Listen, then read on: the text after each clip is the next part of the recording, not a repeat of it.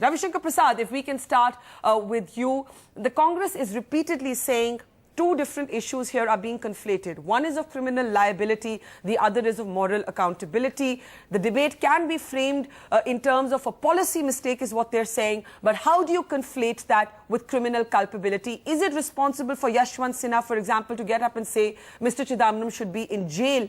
Because isn't that, and you will know this as a lawyer, presuming guilt before innocence, before somebody has even had their right to a defence? Barkha, I hope you'll give me a little time because Abhishek has spoken very long. I wish he was on the panel. Today he equated also Barkha and your channel with the BJP. Anyway, I can understand his irritation. It makes for a change, Ravi. Usually we get accused of the opposite, so it makes for a nice change. But go ahead. Yeah. Barkha, I am least interested about the civil or uncivil war within the UPA and the Congress government. Whether Chidambaram is a valued colleague or a pillar of strength, as Pranab Babu said, is also none of my concern. What I am important to articulate about is this note of 25th March 2011. It is an office memorandum of the Government of India sent by the Finance Ministry to the PMO, which says that the Finance Minister has seen the note. It has got a ring of validity because not we are saying, not what Subramanian Swamy is saying, but Pranab Mukherjee in an approved note is raising serious doubt about the way spectrum was allocated. And what does it say? Just 3 lines. The then Finance Secretary objected to spectrum being allocated in 2008 at 2007 prices. A note was put up to the Finance Minister. He said, yes, spectrum is the best mechanism, but let the past be treated as closed. And Mr. Prime Minister, in 2011 February, in response to Arun Jaitley's specific query, confirmed in the Parliament that initially Mr. Chidambaram was on a different take, but in July he and Mr. Raja came on the same boat. Now let me ask a pure simple question since you raised that issue.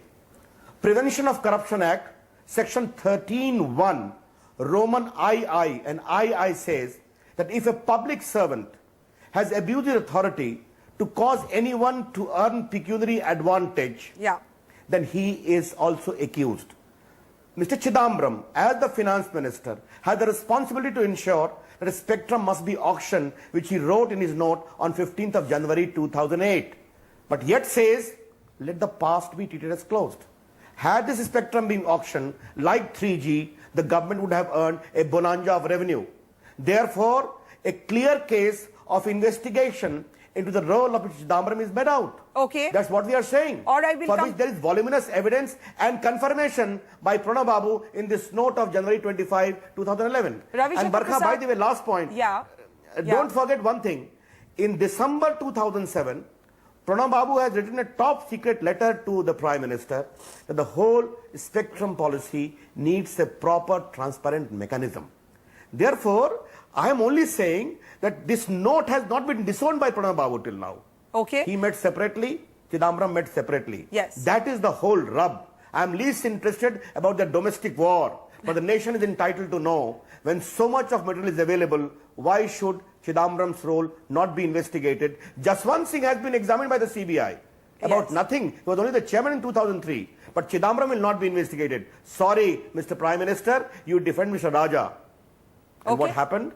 And you are continuing to give certificate of great confidence in Mr. Chidambaram in spite of voluminous evidence. All right, so you're saying that the domestic dispute is not the point. The point is that the note has to be looked at on its own merit, and there is something wrong if the CBI has taken a statement from Jaswant Singh, but not yet from Mr. Chidambaram. Fair enough. Let me take that point to Ranjit Kumar. Ranjit Kumar, as somebody who has been a defence lawyer in this entire case, do you also believe that this domestic quarrel within the government has no bearing on the larger case, or do you believe, in a sense, as some other lawyers have argued, that it points to a chink within the case itself?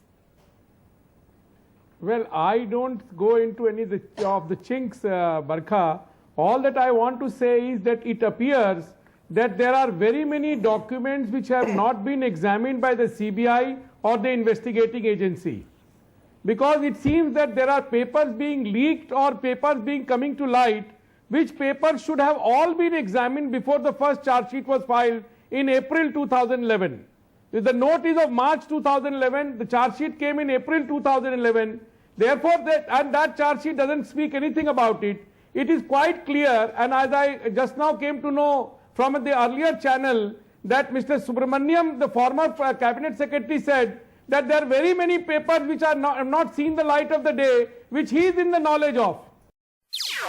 NDTV's cricket app, Android and iPhone, fastest scorecard, special analysis, and much more. Download free. ndtv.com/apps.